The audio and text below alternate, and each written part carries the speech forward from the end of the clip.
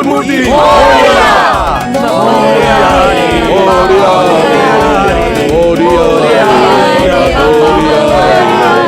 Ganapati Bappa. Rabi, decoration দারুণ হয়েছে আর মূর্তি তো অসাধারণ। Thank you sir. স্যার প্রসাদ। এই মোদক আরো বানিয়েছো তো? আমি তো এটা লাঞ্চেই খেয়ে নেবো। আরে সব আছে, অনেক আছে। পায়েস আছে, পুরনপোলি আছে, হালুয়া আছে।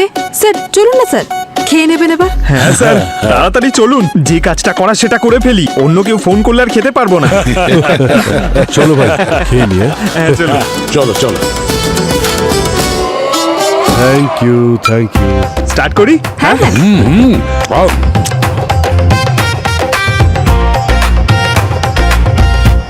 একটা একটা একটা একটা গরম। পুরবি, তুমি যে এত ভালো রান্না করতে জানো আমি তো জানতামই না। সত্যি অপূর্ব, সারাদিন ডিউটি করার পর এইভাবে সবকিছু ম্যানেজ করা, তাও আবার তুমি নিজে বানিয়েছো। স্যার ভগবানের জন্য সব ম্যানেজ হয়ে যায়। আর বছরে তো একবারই এই পুজো, আর এই দিনটার জন্য কত অপেক্ষা করে থাকি। আর এই বছর তো গণপতি আমার বাড়িতে 1.5 দিনের জন্য নয়, 3 দিনের জন্য এসেছেন। মাত্র 3 দিন? তার মানে আমরা 3 দিন পুরনপুরি খেতে পারবো? না স্যার, আমার বাড়িতে থাকবেন 3 দিন, কিন্তু সোসাইটিতে উনি থাকবেন 5 দিন। তাই 5 দিনের জন্য পুরনপুরি সাপ্লাই চলতেই থাকবে। এই না হলে কথা। গণপতি বাপ্পা মোরয়া। ইয়েস। আরে স্যার তাড়াতাড়ি খান, তাড়াতাড়ি খান, ফোন চলে এলো। Hello, SP পদ্মমান here.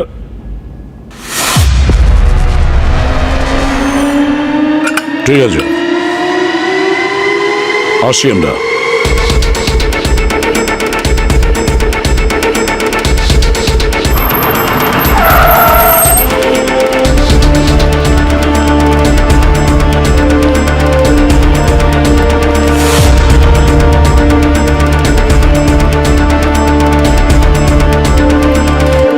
Sathi Devi. Sir আমি স্বাতী, মিসেস কুমার। আমি আপনাকে কল করেছিলাম। একটু পরে এসে কথা বলছি।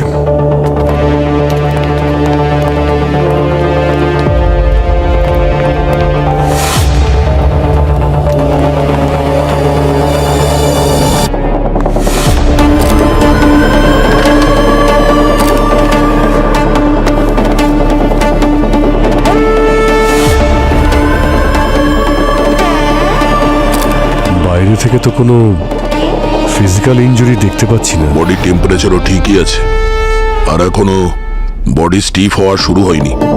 গালের পেশিগুলো আস্তে আস্তে টাইট হচ্ছে। মানে 1.5 থেকে 2 ঘন্টা হয়েছে উনি মারা গেছেন।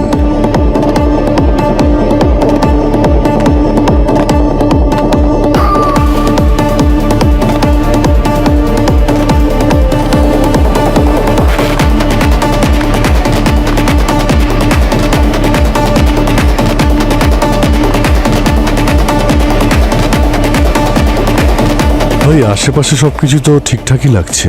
হাতাহাতি বা স্ট্রাগলের তো কোনো চিহ্নই নেই। হার্ট অ্যাটাক হয়নি তো? হতে পারে। হার্ট অ্যাটাক নয় স্যার, এটা মার্ডার।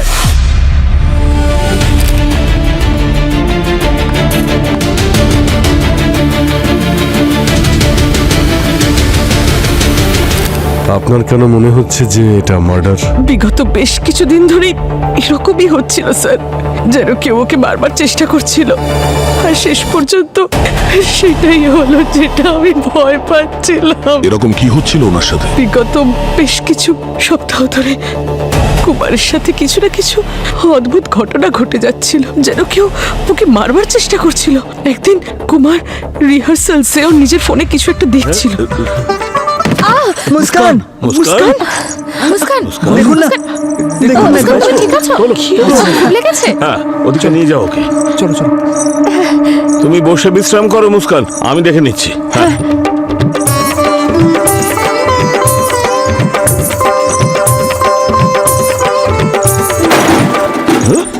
গুরুজি চলো। আপনার লাগেনি তো? আবার কি হচ্ছে? আর তারপর আরো একটা দুর্ঘটনা ঘটে। এই সুন্দর মুহূর্তে দুটো শব্দই বলে দিন গুরুজি। দুটো শব্দ?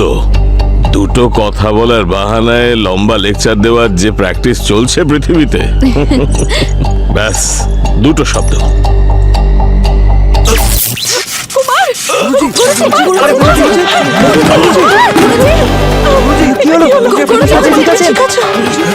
এইসব কিন্তু ওখানেই থামেনি স্যার। ফাংশনে কুমার নিজের গাড়ি নিয়ে যাচ্ছিল, তখন ওর গাড়ির ব্রেক ফেল হয়ে যায়। ও খুব অল্পের জন্য বেঁচে যায়। আমি ওকে অনেক বোঝানোর চেষ্টা করেছিলাম যে কেউ ওকে মারবার চেষ্টা করছিল, আমাদের পুলিশের কাছে যাওয়া দরকার ছিল, কিন্তু প্রত্যেকবার ও আমার কথা উড়িয়ে দিত। ও বলতো এটা শুধুই আমার দুশ্চিন্তা, ভাবতো আমায় কেন কেউ মারবে। তিনবার প্রাণঘাতী হামলা, তাও আবার 2-3 সপ্তাহ গ্যাপে গ্যাপে, এটা কাকতালীয় হতে পারে না। আচ্ছা, আপনার কি মনে হয় যে গুরুজিকে কে খুন করতে পারে? কারোর সঙ্গে ওনার কি কোনো ঝামেলা বা শত্রুতা ছিল? আমরা কি করে জানবো স্যার? মনের মধ্যে কেউ কেনই বা কিছু বেঁধে রেখেছে। স্যার ও তো বেশ হাঁপিয়ে গেছিল, তারপর রিটায়ার হতে চাইছিল, আর এইসব হয়ে গেল। হ্যাঁ স্যার, ইনফ্যাক্ট গুরুজি তো মুস্কানকে ওনার উত্তরাধিকারী বানাতে চেয়েছিলেন। স্যারের সব থেকে বেস্ট স্টুডেন্টও। সেরকম কিছু না স্যার, স্যারের সব স্টুডেন্টই খুব ট্যালেন্টেড। এবার কি হবে? গুরুজি যদি অন্য কাউকে ওই জায়গাটা দিত, তাহলেও আমরা আনন্দের সঙ্গে সেই দায়িত্ব পালন করতাম। আমরা কখনোই এইসব কথার এখন কোনো মানে নেই, আর চুপ করো। কুমার নারায়ণম স্যার, তামিলনাড়ুতে উনি বড় হয়েছেন আর ভরতনাট্যমের ট্রেনিং ওখান থেকেই নিয়েছিলেন। 15 বছর বয়সে সোলো পারফরমেন্স শুরু করেছিলেন, আর 20 বছর হতে হতে ওনার ডান্স একাডেমি খুলেছিলেন, অভিনয় অঙ্গন একাডেমি। উনি ওনার জীবনে সম্মান আর অ্যাওয়ার্ডস অনেক পেয়েছেন। সিম্পল লিভিং, হাই থিঙ্কিং ধরনের মানুষ ছিলেন উনি, আর একজন ট্যালেন্টেড ডান্সার আর টিচার হওয়ার সাথে সাথে এনভায়রনমেন্টালিস্টও ছিলেন। এই প্লাস্টিক থেকে হওয়া পলিউশনের বিরুদ্ধে উনি আওয়াজ তুলেছিলেন, আর সেই কারণে কোর্টে অনেক PIL আর RTIও করে রেখেছিলেন উনি। স্যার, হ্যাঁ, স্যার এই দেখুন, আচ্ছা, এই দেখুন স্যার, ওনার সোশ্যাল মিডিয়া অ্যাকাউন্ট। উনি পরিবেশ নিয়ে অনেক পোস্ট করতেন, বিশেষ করে প্লাস্টিক ব্যান করার ভিডিও। এটা কিরকম কমেন্ট? তুমি কুকুরের মতন মরবে বুড়ো, এই কি ধরনের অদ্ভুত কমেন্ট? কুমারবাবু তো ওই প্লাস্টিকের বিরুদ্ধে ছিলেন, প্লাস্টিক বর্জন করতে বলেছিলেন। এই সোশ্যাল মিডিয়া না একটা ট্রেন্ড হয়েছে, বড্ড বড্ড ট্রোল করে লোকজন। আমার সঙ্গে এমন হয়েছে স্যার। একবার একটা ফেক ম্যারেজ প্রপোজাল পেয়েছিলাম আমি। কান টেল ইউ। এক মিনিট স্যার, বেশিরভাগ মেসেজেস তো এইরকম ধরনেরই হয়, গালিগালাজ না হলে প্রাণে মেরে ফেলার হুমকি, আর বেশিরভাগ কমেন্টগুলো ইয়াংস্টাররাই করেছে। সেটাই তো, আজকালকার জেনারেশন তো এনভায়রনমেন্টের ব্যাপারে খুবই সচেতন, তারপরেও এমন কমেন্ট। আর এই কমেন্টে তো 5000-এর থেকে বেশি লাইকস। গুরুজি, এখনো সময় আছে, রাসার কাছে ক্ষমা চেয়ে নিন, না হলে ও আপনাকে শেষ করে দেবে। এই রাসাকে সে যেই হোক না কেন, কুমার বাবুর সঙ্গে তার সম্পর্ক ভালো ছিল না। এখানে কিছু না কিছু গোলমাল নিশ্চয়ই আছে, কিন্তু কি? সালুকে কি কিছু বলেছে বডির ব্যাপারে? না স্যার, উনি তো ফোনই তুলছেন না। আরে, সালুকে ফোন তুলছে না? সালুকে গেল কোথায়? সালুকে? হ্যাঁ, আরে স্যার, সালুকে তাড়াতাড়ি জল নিয়ে এসো। আরে, ওর কি হলো? Doctor Saluki, hello, ambulance. আরে স্যার, আরে ভাই, কে এরকম করলো? আরে ভাই তুমি, আরে কত সুন্দর একটা ঘুম দিচ্ছিলাম এতক্ষণ বাদে, আর শুধু শুধু তুমি। আপনি কবে থেকে দিনে ঘুমুন? উঠুন উঠুন। আমার চশমা কোথায়? চশমা দাও। এই নিন। বুড়ো হয়ে গেছো। এই সব হচ্ছে এর দোষ, এই পুরো। কেন? আমি কি করলাম? আরে সব সময় কোনো না কিছু খাবার জিনিস পাঠায়। এবার জানো, এত বড় একটা টিফিন বক্স ভর্তি করে পুরনপুলি পাঠিয়েছে আমাকে, তাতে আবার লিখেও পাঠিয়েছিল। ওতে লেখা ছিল পুরনপুলিতে আগে ভালো করে ভালো ঘি মাখাবেন, তারপরে গাঢ় গরম গরম দুধের সঙ্গে মিশিয়ে খাবেন। বাই গড, দয়া, এত টেস্টি ছিল। হ্যাঁ, 4 পুরনপুলি আমি খেয়ে ফেলেছি। 4টে পুরনপুলি? এটা তো পুরো সেনাদের হয়ে যাবে স্যার। আপনি একলা খেয়ে নিলেন? তবে আমাকে তুমি কম ভেবেছো? রাক্ষস কোথাকার। স্যার, ওই কয়েকটা কি বাঁচিয়ে রেখেছেন নাকি? সব কটাই আপনি- কেন বাঁচিয়ে রাখবো? কেন বাঁচাবো? এসব কি স্যার, এগুলো কিন্তু ঠিক না। ওটা আবার কি ভাই? পুরনপুলি খেয়ে না হয় ঘুমিয়ে পড়েছিলে, আর ওই ডেড বডির রিপোর্টটা কি? না না, সালুকে এমন কাজ করে না বস। প্রথমে কাজ, তারপরে আরাম। এর ব্যাপারে আমি সব খোঁজ নিয়েছি। কি খোঁজ নিয়েছিলে? তোমাদের ডাউট একদম ঠিক, এনার হার্ট অ্যাটাকই হয়েছে। কিন্তু ওনার ওয়াইফ যেটা বলছেন সেটাও ঠিক, এটা খুনই বটে। তার মানে কেউ এনার হার্ট অ্যাটাক ঘটিয়েছে। একদম। দেখো, এর ব্লাড স্যাম্পেলে আমি অক্সিভরিন নামে কেমিক্যাল পেয়েছি। অক্সিভরিন? হ্যাঁ। জানো এই অক্সিভরিন কি কাজ করে? এটা কাগজের কারখানায় পাল্প বানানোর জন্য, মানে ওর মণ্ডপ তৈরি করার জন্য ব্যবহার হয়। এই অক্সিভরিন কোনো মানুষকে দেওয়া হলে আস্তে আস্তে বিষের কাজ শুরু করে। এই কেমিক্যালটা এনাকে মিষ্টির সঙ্গে দেওয়া হয়ে থাকতে পারে। ব্যাস 5-6 ঘন্টার মধ্যে এই অক্সিভরিন কাজ শুরু করে দিয়েছে। স্যার, এই রাসার ব্যাপারে আমি জানতে পেরেছি। রাহুল সালসা নামে ওর সোশ্যাল মিডিয়া অ্যাকাউন্ট আছে। ও ডান্সার। ইনি গুরুজির স্টুডেন্ট ছিলেন স্যার। ওনার ফ্যানেদের কাছে উনি রাসা বলে পরিচিত। রাহুলের রা আর সালসার সা। রাহুল কুমার বাবুর স্টুডেন্ট ছিল, আর রাহুলের ফ্যান্স ওনাকে হুমকি দিচ্ছিল। একটা কাজ করো, খোঁজ নাও যে ওই রাহুল রাসা কোন তালের ওপর নাচে সে আজকাল। আর অভিজিৎ, এবার আমাদের এটা দেখতে হবে কুমার বাবুর ওপর যতগুলো অ্যাটাক হয়েছে সেটা ওই রাসা আর ওর ফ্যান্সরা করেছে নাকি শুধু অ্যাক্সিডেন্টই ছিল।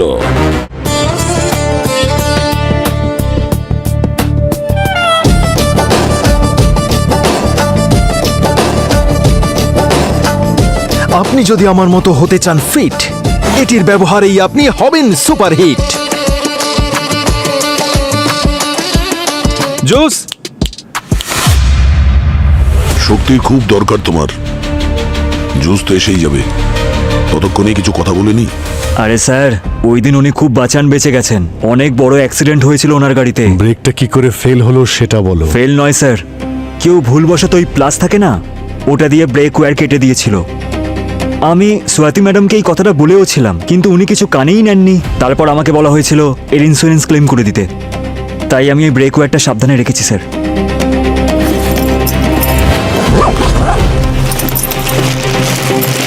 এই দেখুন স্যার। এটা তুমি খুব ভালো করেছো। এগুলো কি এখানে সাদা সাদা কি লেগে আছে? আমি কিছু লাগাইনি স্যার, যেরকম ছিল সেরকমই দিলাম আপনাকে। ঠিক আছে, তুমি এখন আসতে পারো। রবি, এটা ফরেন্সিক ল্যাবে পাঠিয়ে দাও ডক্টর সালুকের কাছে। দেখো কি জানতে পারা যায়। স্যার, আপনি যাকে ডেকে পাঠিয়েছিলেন ও এসে গেছে। আচ্ছা। স্যার, ও মঙ্গেশ, ইলেকট্রিশিয়ান। কুমারবাবুর একাডেমির ওয়্যারিং এর কাজ ওই করতো। স্যার, আপনারা আমাকে কেন ডেকেছেন? আচ্ছা, তুমি এটা বলো যে গুরুজির মাথার পিছন দিকে যে লাইটটা পড়েছিল সেটা কি করে পড়েছিল, আর মাইকে কারেন্টটা কোথা থেকে এলো? স্যার, এতে আমার বা আমার লোকেদের কোনো দোষ নেই স্যার। ওই লাইট পড়ে যাওয়ার পর আমি তার নাট বল্টু চেক করেছিলাম স্যার। ওটা কেউ ইচ্ছে করে লুজ করেছিল স্যার, নাহলে আমার ফিটিং করা কোনো জিনিস পড়ে যাবে এমনটা অসম্ভব স্যার। আর ওই মাইক? স্যার, ওই মাইকের ওয়্যার কেউ ইচ্ছে করে ইলেকট্রিক শকারে ভরে দিয়েছিল স্যার, যাতে কারেন্ট পাস হয়। স্যার, এমন কাজ তো কোনো নতুন ইলেকট্রিশিয়ানও করবে না স্যার। আরে আরে আরে আরে স্যার, অ্যাড শুট করার সময় তো অজ্ঞান হয়ে যাচ্ছিল না স্যার? ওটাই আমার কাজ স্যার। আমার পার্সোনাল লসের জন্য তো আমি এজেন্সির লস করতে পারি না। আপনারা তো আর জানেন না স্যার, গুরুজি চলে যাওয়ার পর থেকে আমার উপর দিয়ে কি যাচ্ছে। হ্যাঁ, গুরুজি মারা যাওয়াতে কতটা দুঃখ পেয়েছো সেটা তো ইন্টারনেটে ওনার পোস্ট দেখে বোঝা যাচ্ছে। স্যার, ওটা আমি নই, আমার ফ্যানেদের কাজ। কিন্তু তোমার ফ্যানেরা এরকম কেন রিয়াক্ট করছে? নিশ্চয়ই কোনো কারণ আছে। আজ আমি যা কিছু হয়েছে গুরুজির আশীর্বাদে হয়েছে। উনি গুরুর চেয়ে অনেক বেশি কিছু ছিলেন আমার কাছে, কিন্তু আমি এখনকার ছেলে, এখনকার সমস্ত কিছু, এখনকার আর্ট আমার খুব পছন্দের। তাই আমি ভরতনাট্যমের সঙ্গে হিপ হপ আর ওয়েস্টার্ন মিউজিকের একটা যোগসূত্র ঘটালাম। তাই নিয়ে ইন্টারনেটে আলোড়ন পড়লো স্যার। রাহুল, এসব কি কি হয়েছে গুরুজি? জিজ্ঞেস করছো? তোমায় নৃত্যকলার যে শিক্ষা দিয়েছি তার এই রূপান্তর ঘটিয়েছো। ভারতনাট্যম শুধু শাস্ত্রীয় নৃত্য নয়, ভগবানের আশীর্বাদ স্বরূপ সেটি আশীর্বাদ। নটরাজের এই পবিত্র কলাকে তুমি ইংলিশ বাজনার সঙ্গে মিশিয়ে দিয়ে সেটিকে অপমান করেছো। কিন্তু গুরুজি, শিল্প তো শিল্পই। আমি তো শুধু ভরতনাট্যমের একটা নতুন পথ, নতুন স্টাইল সৃষ্টি চুপ করেছি। করো, আর তোমার এই ভাবনা নিজের কাছেই রাখো। তুমি বেরিয়ে যাও, বেরিয়ে যাও এখান থেকে। জানি না আমার আর গুরুজির সেই ঝগড়া ইন্টারনেটে কিভাবে লিক হলো, আর তারপর থেকে আমার ফ্যানেরা সকলে ওনাকে ঘৃণা করতে থাকলো। মার্ডারের দিন কোথায় ছিলে তুমি? দিল্লিতে একটা পার্সোনাল কাজে গেছি। আচ্ছা, স্যার, স্যার এই যে আমার ফ্লাইটের টিকিট। সেসব ঠিক আছে, যতক্ষণ এই কেসটা সলভ না হবে ততক্ষণ তুমি এই শহর থেকে বাইরে কোথাও যাবে না। ঠিক আছে স্যার।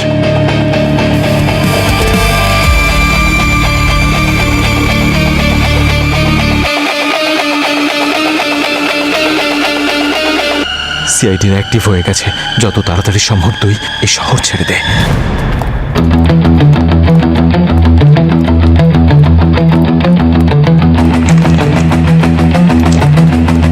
স্যার স্যার রাহুল ঝগড়া লিক হয়ে যাবার কথাটা সত্যি বলেছিল স্যার। আমি জার্নালিস্টের সঙ্গে কথা বলেছি যে ঝগড়ার বিষয়টা সোশ্যাল মিডিয়ায় দিয়েছিল। ও বলছিল একজন আননোন মহিলা আর কুমার বাবুর ঝগড়ার বিষয় বলেছিল। আচ্ছা, এই রাহুল যে দিল্লি গিয়েছিল সেটার ব্যাপারে কি জেনেছো? স্যার ডিটেলস আমি ফরওয়ার্ড করেছি এয়ারপোর্ট অথরিটিকে, ওরা কনফার্ম করে বলে দেবে। দয়া, এই রাহুল কিন্তু অতটা সহজ সরল নয়, কড়া নজর রাখতে হবে ওই রাহুলের ওপর। যতগুলো অ্যাক্সিডেন্ট হয়েছিল গুরুজির সঙ্গে সবকিছু প্ল্যান করা ছিল স্যার। এমন কেউ তো আছে যে ওনাকে বারবার মারার চেষ্টা করছিল, আর সে সফলও হলো। একটা আশ্চর্যের ব্যাপার দেখো, ভরতনাট্যম টিচারকে মারার জন্য কেন ওরা ব্যস্ত হয়েছিল, কেন ওরা মেরে ফেলেছে ওনাকে? একটাই কারণ হতে পারে অভিজিৎ, এই যে কুমারবাবু পিআইএল ও আরটিআই ফাইল করেছিলেন না, হয়তো সেটার কারণেই অনেক শত্রু হয়ে গেছিল ওনার, হতে পারে। স্যার, হ্যাঁ স্যার আমি কুমারবাবুর কেসের ডিটেল বের করেছি। ওনার একাডেমির ঠিক পাশেই কোনো মিস্টার মুকেশের ফ্যাক্টরি রয়েছে, যেখানে উনি প্লাস্টিকের তৈরি জিনিস বানান।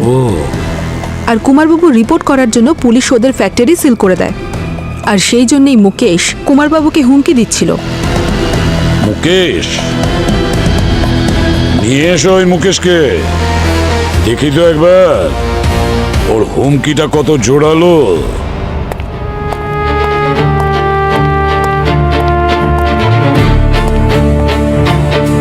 আমি এসে গেছি স্যার, আপনার জন্য এটা, আপনার বাচ্চার জন্য, আপনার যদি বাচ্চা না থাকে আপনার প্রতিবেশীর বাচ্চার জন্য, যদি প্রতিবেশীর বাচ্চা না থাকে আপনার আত্মীয়ের বাচ্চার জন্য। ঘুষ এটা নয় স্যার, গিফট, এটা গিফট। আসলে মানুষ যখন খুশি হয় না, গিফট দেয় সে, গিফট। আর আপনি কি নিয়ে এত খুশি? আমি তো খুব খুশি হয়েছি স্যার, ওই কুমার চলে গেছেন না এই পৃথিবী ছেড়ে, আমি খুব খুশি হয়েছি। কুমার গুরুজি একজন নামি দামি শিল্পী ছিলেন, সারা পৃথিবীতে এই দেশের নাম উজ্জ্বল করেছেন উনি। তোমার মতো মানুষ ওনার মূল্য কি বুঝবেন? হ্যাঁ, তা হবে হয়তো, আমি এসব জেনে কি করব? উনি তো আমার ব্যবসা বন্ধ করতে চলেছিলেন। যতদিন উনি একাডেমি চালাচ্ছিলেন না, আমিও ওনাকে অনেক রেসপেক্ট করতাম, দিব্যি করছি। কিন্তু যবে থেকে উনি শুরু করলেন না, নো প্লাস্টিক, ব্যান প্লাস্টিক, পরিবেশকে বাঁচাও, বিশ্বকে বাঁচাও, এইসব নাটক করার কি দরকার ছিল? প্রায়শই উনি কোনো কমপ্লেন করে আমার ফ্যাক্টরি বন্ধ করতে চাইতেন। আমি অনেক পরিশ্রম করে কোর্ট কাছারিতে চক্কর লাগিয়ে ওটা খোলার চেষ্টা করতাম। আরে আমারও তো বউ বাচ্চা আছে স্যার, আচ্ছা। তাদের ব্যাপারেই তো ভাবতে হবে। যাতে তোমার প্লাস্টিকের ফ্যাক্টরি খুব ভালো করে চলে, এই জন্যই তুমি এই সমস্ত করেছো। কেন? মিথ্যে বলবো না স্যার, চেষ্টা তো অনেক করেছিলাম, 2-3 বার গুন্ডাও পাঠিয়েছিলাম। ওই ডান্সার বাইরে থেকে যতটা নরম ছিল না, ভেতর থেকে অতটাই স্ট্রিক্ট ছিল, সলিড। নিজের সিদ্ধান্ত থেকে নড়েনি, অনড় ছিল। উনি যখন ভয় পেলেন না তখন আপনি ওকে মেরে দিলেন। আমি কেন ওকে মারতে যাব স্যার, যখন ও নিজেই দেশ ছেড়ে চলে যাচ্ছিল? কি বললে? কুমারবাবু দেশ ছেড়ে চলে যাচ্ছিলেন? স্যার আপনি কেমন ইনভেস্টিগেশন করেন, আপনি জানেন না? কুমার আর ওর ওয়াইফ আমেরিকা শিফট করে যাচ্ছিল বরাবরের জন্য, পার্মানেন্ট। আমি তো এটা জেনে খুব খুশি, আমাকে কোনো এফোর্টই করতে হলো না, আমার রাস্তার কাঁটা আপনিই সরে যাচ্ছে।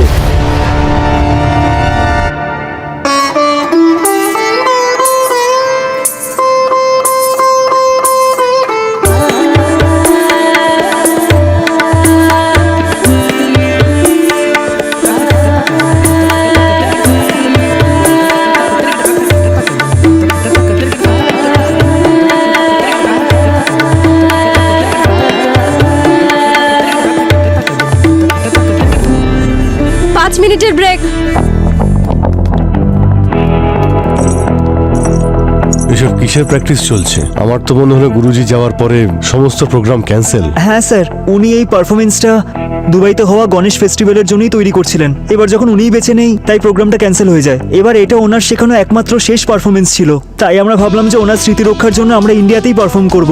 আচ্ছা স্যার, আপনারা এখানে খুনির খবর পেয়েছেন আপনারা? ওটা তো আমরা খুঁজে বার করেই নেব। আচ্ছা, সাথী দেবী কোথায়? ওইদিকে অ্যাকাউন্ট রুমে।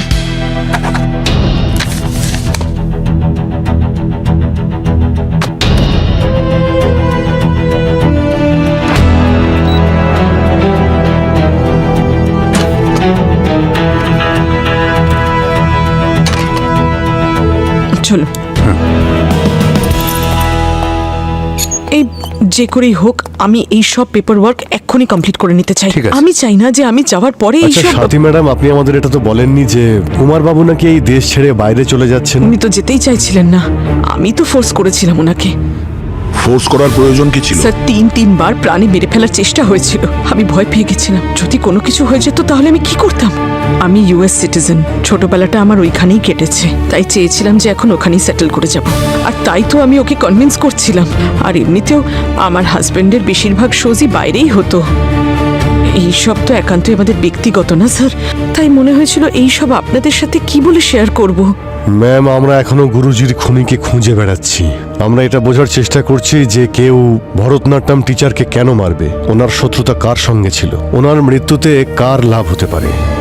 সেই জন্য ওনার সঙ্গে জড়িত সমস্ত বিষয় আমাদের ইনভেস্টিগেশনে কাজে লাগবে। বুঝতে পেরেছেন আপনি? ম্যাম, নিশার ফোন লাগছে না, ওর স্টেপগুলো মেহেকাকে দিয়ে দিই। কেন, নিশা কোথায়? জানি না স্যার, আমরা ওকে অনেকক্ষণ ধরেই ফোন করার চেষ্টা করছি, সুইচ অফ পাচ্ছি। ঠিক আছে, আমি দেখছি।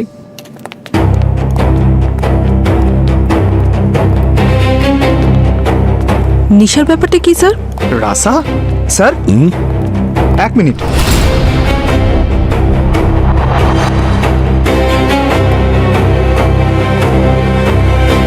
রাহুলকে তো একাডেমি থেকে বের করে দেওয়া হয়েছিল, তাহলে ওর হুডি এখানে কি করে? স্যার, এটা তো কোনো মেয়ের হুডি মনে হচ্ছে। তাহলে হয়তো নিশার। রাহুলের হুডি নিশার কাছে কি করে এলো? কেন হতে পারে না স্যার? রাহুল তো ওর বড় দাদা।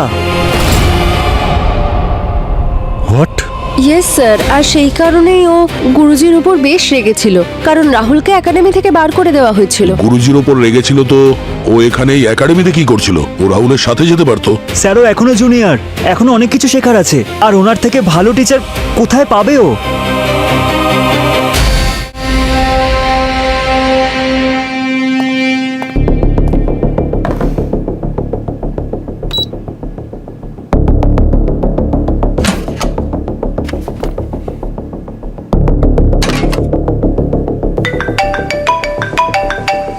বলুন ডক্টর সালুখে। হ্যাঁ অভিজিৎ, তুমি যে ওই ব্রেক ওয়ার্ডটা আমাকে দিয়েছিলে না, ওর ওপর লেগে থাকা পাউডারটা আমি ভালো করে চেক করেছি। আরে ওটা মেকআপে যে ফাউন্ডেশন ব্যবহার করা হয় না, সেই পাউডার। ওখানে যত ডান্সার আছে সবাই ওটা ব্যবহার করে থাকে। Okay sir, thank you. আচ্ছা, যেই রাতে গুরুজির গাড়ির অ্যাক্সিডেন্ট হয়েছিল, সেই রাতে নিশার কি কোনো পারফরমেন্স ছিল নাকি? স্যার, শুধু নিশার নয়, পুরো ডান্স গ্রুপের প্রোগ্রাম ছিল। সব ডান্সাররাই ওখানে ছিল সেদিন।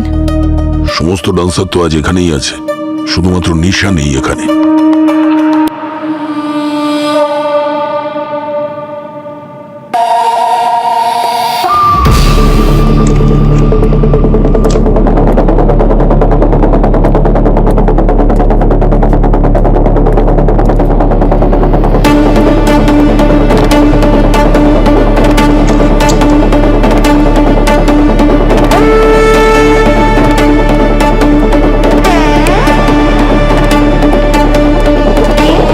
কেটে ধার।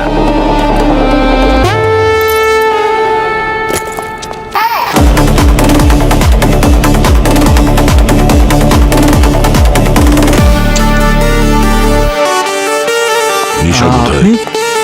নিশা? জানি না স্যার, অনেকদিন দেখা হয়নি ওর সঙ্গে। কেন, কি হয়েছে? বাজে কথা বলিস না। তোর সঙ্গে দেখা করে চলে যাবার পরেই তুই ওকে কল করেছিস। না তো। এই, নিশার কল রেকর্ড আছে আমাদের কাছে। নিশাকে শেষবার কল তুই করেছিলি। সিআইডির অ্যাক্টিভ হয়ে গেছে, যত তাড়াতাড়ি সম্ভব তুই এই শহর ছেড়ে দে। আমি কিছু জানি না স্যার। আচ্ছা, হ্যালো, হ্যাঁ আর ইউ শিওর? ঠিক আছে, ঠিক আছে, থ্যাংক ইউ।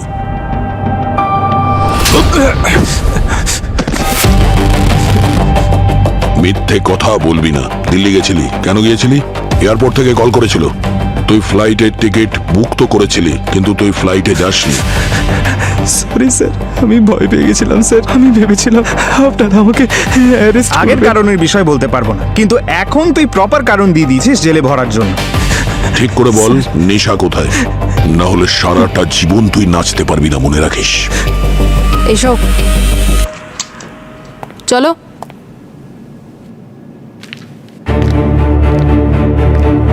চলো।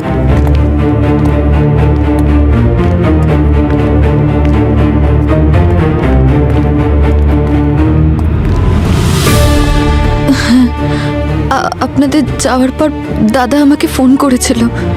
ও আমাকে এখান থেকে পালিয়ে যাওয়ার কথা বলল। তো কি করতাম আমি?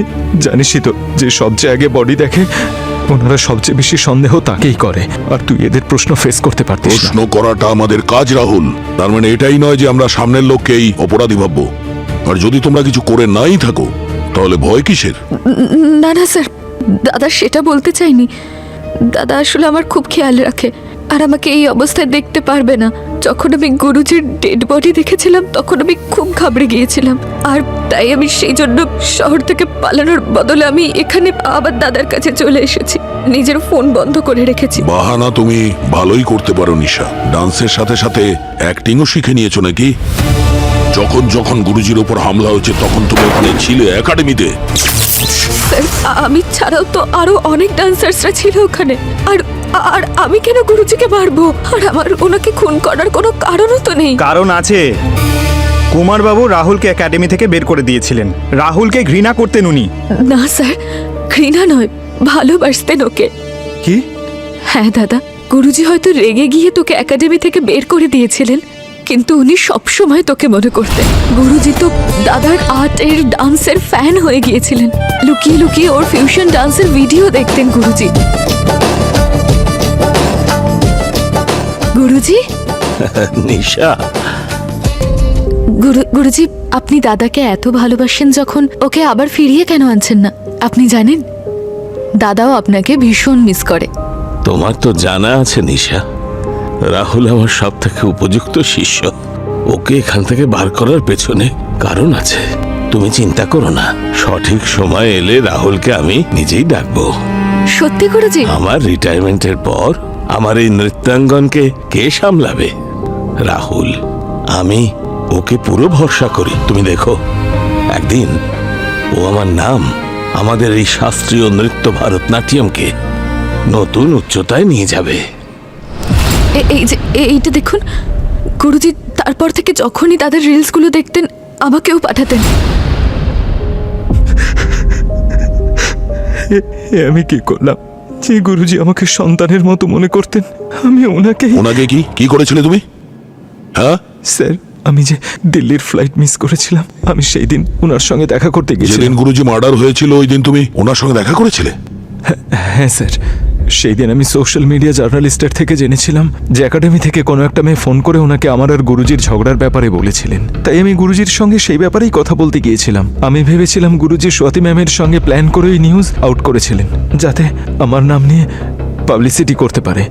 কিন্তু স্যার বিশ্বাস করুন, আমি গুরুজিকে খুন করিনি স্যার। রাহুল, তুমি আমাদের এতবার মিথ্যে কথা বলেছো যে তোমার কোনো কথাই এখন বিশ্বাস করা আমাদের মুশকিল হয়ে গেছে, বুঝলে?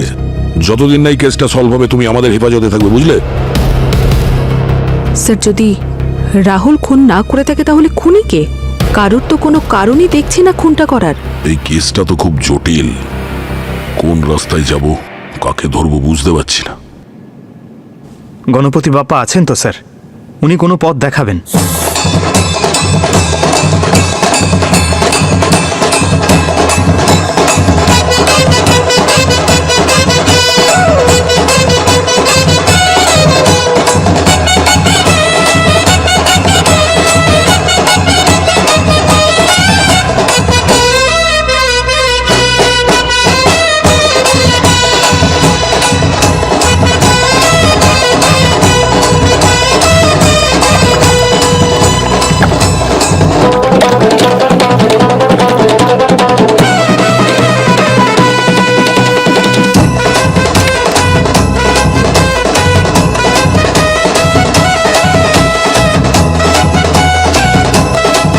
Ganapati Bappa Mangalmurti thank you thank you thank you.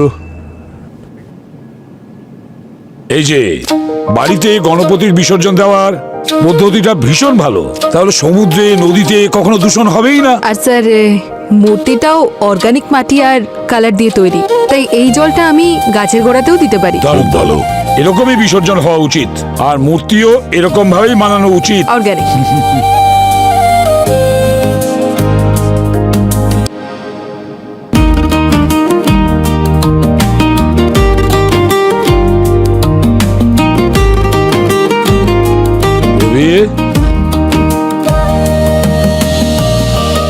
কি হলো? উনি চলে যাওয়ার পর ঘরটা খুব ফাঁকা ফাঁকা লাগছে না? দেখুন না স্যার, ভগবান যাওয়ার পর জায়গাটা কেমন খালি মনে হচ্ছে। এটাই তো স্বাভাবিক, যখন কেউ চলে যান তখন সেই জায়গাটা ফাঁকা হয়ে যায়, কিন্তু কেউ না কেউ তো চলেই আসে সেই জায়গাটা পূরণ করতে, তাই না?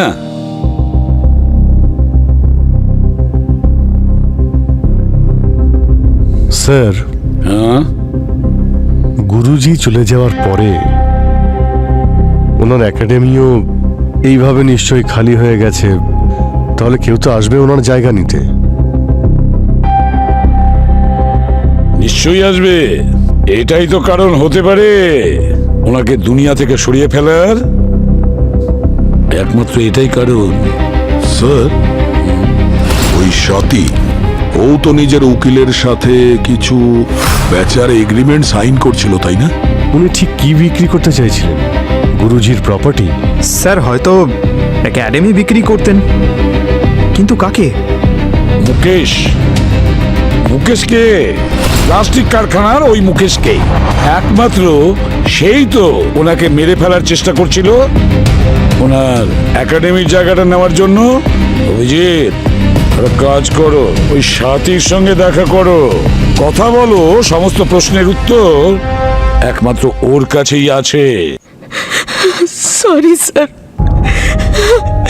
সরি, আমি আপনাদের থেকে একটা কথা লুকিয়ে গেছি। স্যার, কিভাবেই বা বলতাম আপনাদেরকে যে ইউএসএ তে আমার ফ্যামিলির টাকা পয়সার অনেক প্রয়োজন ছিল, আর তাই আমি কুমারকে ইন্ডিয়াতে সব প্রপার্টি বেচে দিয়ে ইউএসএ তে শিফট হওয়ার জন্য কনভিন্স করছিলাম। তার মানে আপনি ডান্স একাডেমি বেচার জন্য ক্রেতাও খুঁজছিলেন? অ্যাকচুয়ালি কুমার আমার সব কথাই প্রায় মেনে নিয়েছিল, বাস শুধু এই একাডেমিটাও বিক্রি করতে চাইছিল না, আর তাই আমি ওকে একেবারেই ফোর্স করতে চাইনি, আমিও মেনে নিয়েছিলাম। কিন্তু স্যার, যেদিন কুমারের মার্ডার হয়েছিল সেদিন আমার কাছে রাজবর্ধন বলে একজনের মেসেজ এসেছিল। উনি আমাদের একাডেমি কিনে নিতে একেবারেই রাজি ছিলেন। তারপর আমি ভাবলাম, এখন কুমার তো আর নেই, আর আমিও তো ইউএস চলে যাব, তাই একাডেমি বিক্রি করে দেওয়াই ভালো। এটাই সবার জন্য ভালো হতো আর লাভও তো হতো, তাই না? কে এই রাজবর্ধনটা আবার কে? ওনার সঙ্গে আপনার আগে দেখা হয়েছিল? না স্যার, দেখা তো করিনি, কিন্তু উনি আমাদের একজন স্টুডেন্টের বাবা, অনেক বড় বিজনেসম্যান। সাউথ ইন্ডিয়াতে ওনার পেপার মিলসও আছে। Paper mill? কুমার গুরুজির যে কেমিক্যালে মৃত্যু হয়েছিল ওই কেমিক্যাল তো পেপার মিলে ইউজ হয়। আচ্ছা, এটা কোন স্টুডেন্ট যার বাবা আপনাদের একাডেমিটা কিনতে চেয়েছিলেন? স্যার, ওই নমস্কার ভাই ও বোনেরা, আজ আপনাদের সামনে আসতে পেরে আমি এবং আমাদের সিআরডি টিমের সকলে খুব আনন্দ অনুভব করছি। গণেশ বিসর্জনের এই শুভ মুহূর্তে আমরা কুমার বাবুর স্টুডেন্টদের কাছে একটা অনুরোধ করেছি যে আমাদের সকলের জন্য আপনাদের সামনে একটা ভরতনাট্যমের পারফরমেন্স দেখাবো। ওনারা রাজিও হয়ে যান, কিন্তু বিশেষ কথা এই যে পারফরমেন্স, সেটা কুমার বাবু গত হওয়ার আগে কোরিওগ্রাফ করেছিলেন। এটা খুব বিশেষ পারফরমেন্স। তাহলে আসুন আমরা সেই পারফরমেন্সটা সবাই মিলে দেখি। মঞ্চে আসার জন্য অনুরোধ করছি।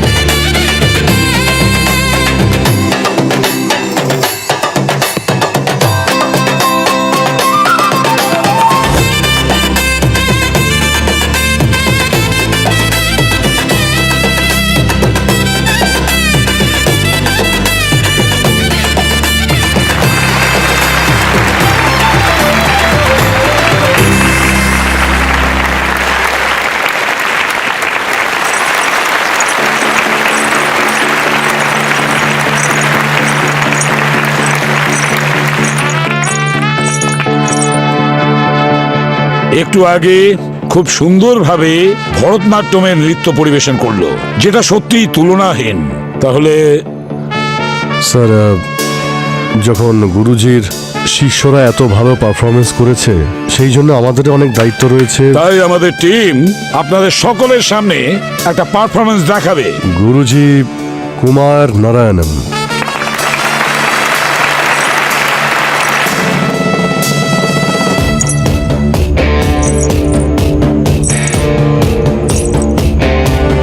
ও যে কথায় আছে না, শিকারি বেড়ালের গোপ দেখলেই চেনা যায়, ঠিক সেইভাবেই কুমার বাবু ওনার 15 বছর বয়সে নিজের নৃত্য শৈলীতে সম্পূর্ণ দেশের মুখ উজ্জ্বল করে দিয়েছেন।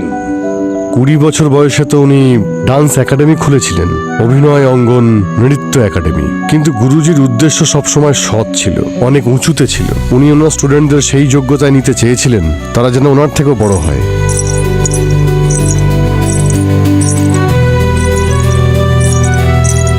কিন্তু তাদের মধ্যে একজন স্টুডেন্ট ছিল যে ওনার এই চিন্তাভাবনাকে মর্যাদা দেয়নি। ওনার প্রতিভা শেখার বদলে অন্য কারো অর্জন করার সম্মান, উন্নতি আর ভালোবাসা দেখলে তার জেলাসি হয়। সেই রাগ আর হিংসের আগুন এতটাই চরমে উঠল যে সেই স্টুডেন্ট কুমার বাবুর প্রাণ নিতে উদ্যত হলো। প্রথমে স্টুডিওতেও লাইট ফেলে দেয় ওনার গায়ে,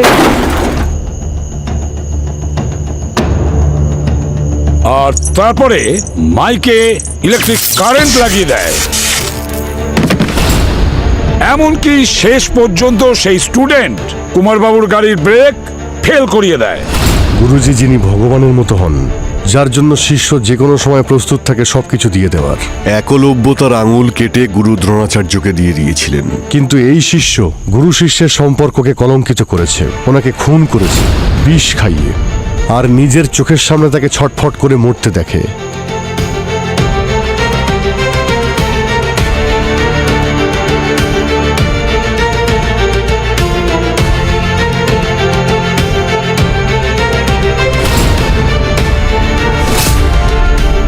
কিন্তু কি জন্য? একাডেমি হাতিয়ে নেওয়ার জন্যে? মাত্র কিছু টাকার জন্যে? মিথ্যে! আমি ওনাকে টাকার জন্য মারিনি, আর না এই একাডেমির জন্য। আমি ওনাকে মেরেছি আমার সম্মানের জন্য, নিজের আত্মসম্মানের জন্য মেরেছি। মুস্কান, কেন? উনি আমাদের গুরুজি ছিলেন। কারণ উনি আমাকে ঠকিয়েছেন। ঠকিয়েছেন?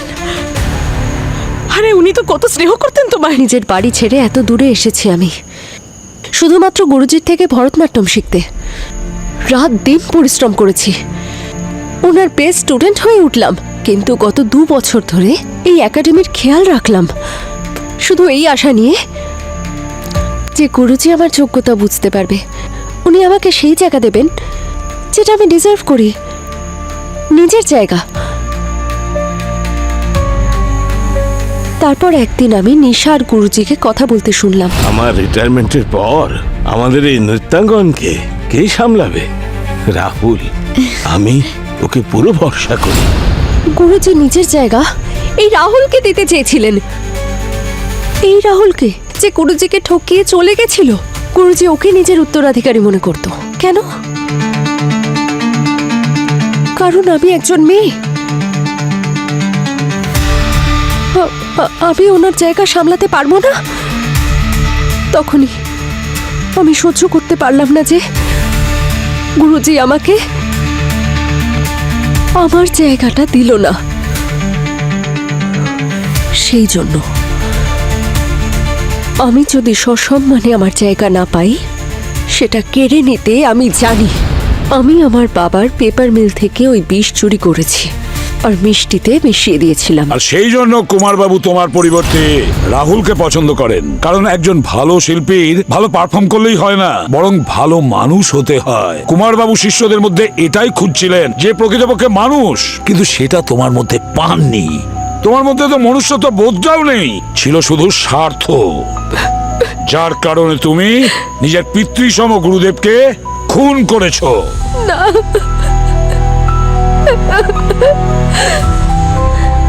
নিয়ে যাও একে। চলো।